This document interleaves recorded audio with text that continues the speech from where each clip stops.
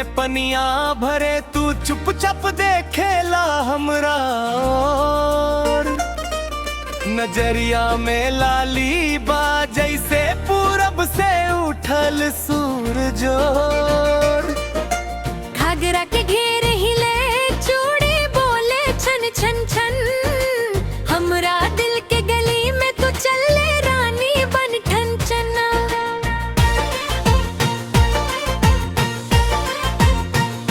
साड़ी के पल्लू से तू हवा के भी चोर बनवलू, गोर देहिया के छुआते पूरा टोला में शोर बनवलू। हम कहनी धीरे से तू लइका के होश उड़ेलू, तू मुस्कैलू एक बेर हमरा छाती में डोले भरेलू। हे गोरी रुक जाना, हे गोरी झुक जाना, मेला के भीड़ में दिल से निकल जाना। हमरा नाना पुकार इतना जोर से बोल तो के देख के लागे आज भइल बाडो। मड़िया के मेला, मड़िया के मेला, तू हंसत बाटू जान लेला जा लेला। मड़िया के मेला, मड़िया के मेला, ढोल बजा देला बजा देला। तू नाचे हम तकिला, तू बोले हम पे खिला। मड़िया के मेला, मड़िया के मेला, दिल के ढोल बजा देला बजा देला।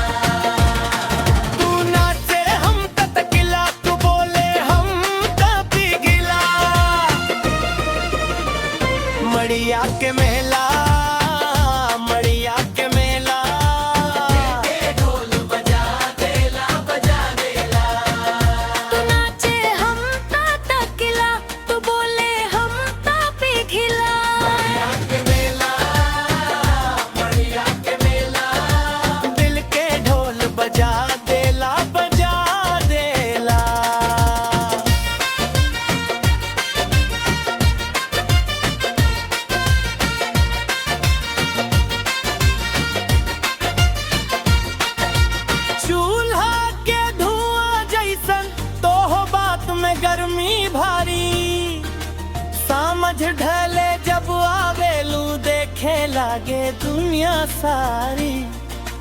गांव के पोखर किनारे तो हंसी के जाल बिछवालू, हम ता फसल बनी अब ताऊ है जाल में मन धसलू।